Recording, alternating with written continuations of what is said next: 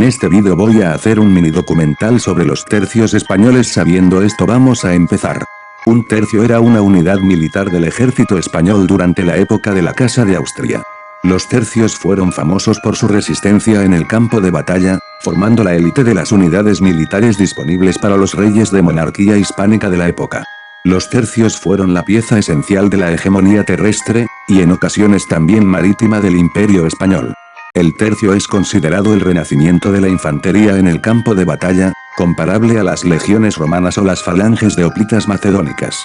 Los tercios españoles fueron el primer ejército moderno europeo, entendiendo como tal un ejército formado por voluntarios profesionales, en lugar de las levas para una campaña y la contratación de mercenarios usadas típicamente en otros países europeos. El cuidado que se ponía en mantener en las unidades un alto número de viejos soldados, veteranos, y su formación profesional, junto a la particular personalidad que le imprimieron los hidalgos de la baja nobleza que los nutrieron, fueron la base de que fueran la mejor infantería durante siglo y medio. Además, fueron los primeros en mezclar de forma eficiente las picas y las armas de fuego, arcabuces. El origen de los tercios es el siguiente. Aunque fueron oficialmente creados por Carlos I de España, los denominados tercios viejos, tras la reforma del ejército por un decreto dirigido al virrey de Nápoles de 23 de octubre de 1534 y la ordenanza de Génova de 15 de noviembre de 1536,3, donde se emplea por primera vez la palabra tercio, como guarnición de las posesiones españolas en Italia y para operaciones expedicionarias en el Mediterráneo. Sus orígenes se remontan probablemente a las tropas de Gonzalo Fernández de Córdoba en Italia, organizadas en coronelías que agrupaban a las capitanías.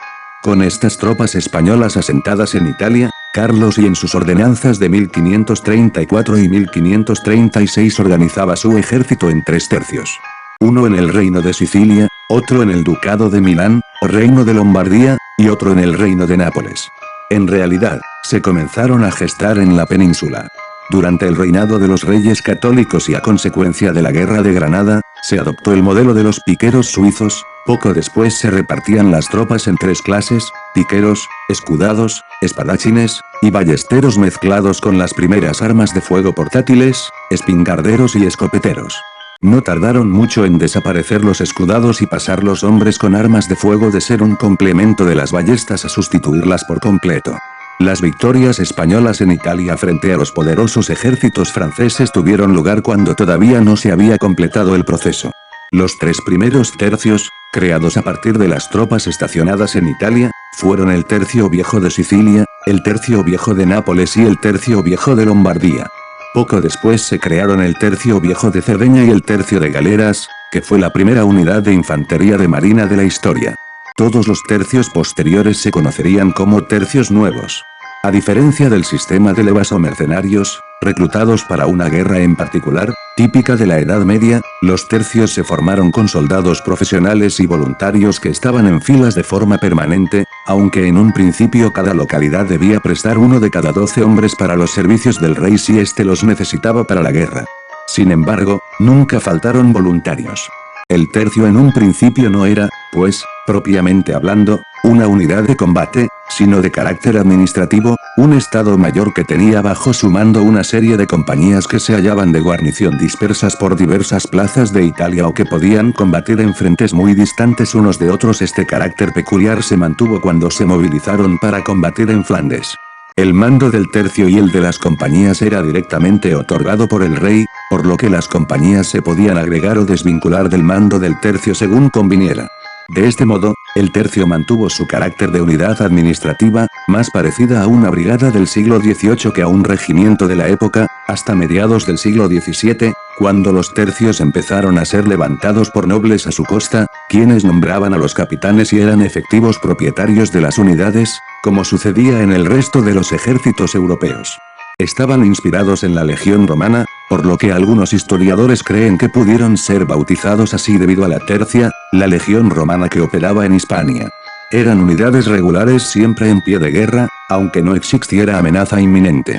Otros se crearían más tarde en campañas concretas y se identificaban por el nombre de su maestre de campo o por el escenario de su actuación.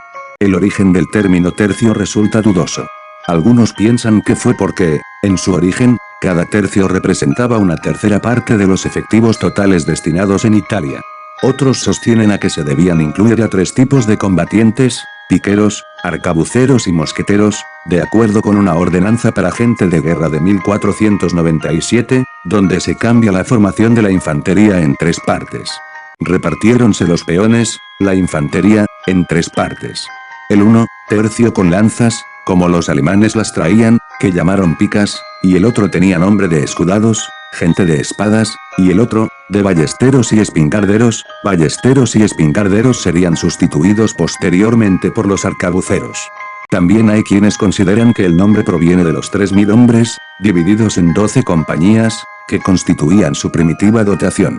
Esta última explicación parece la más acertada, ya que es la que recoge el maestre de campo Sancho de Londoño en un informe dirigido al duque de Alba a principios del siglo XVI. Los tercios, aunque fueron instituidos a imitación de las legiones romanas, en pocas cosas se pueden comparar a ellas, que el número es la mitad, y aunque antiguamente eran 3000 soldados, por lo cual se llamaban tercios y no legiones, ya se dice así aunque no tengan más de 1000 hombres. Entonces, el nombre de tercio puede venir del hecho de que los primeros tercios italianos estuvieran compuestos por 3000 hombres.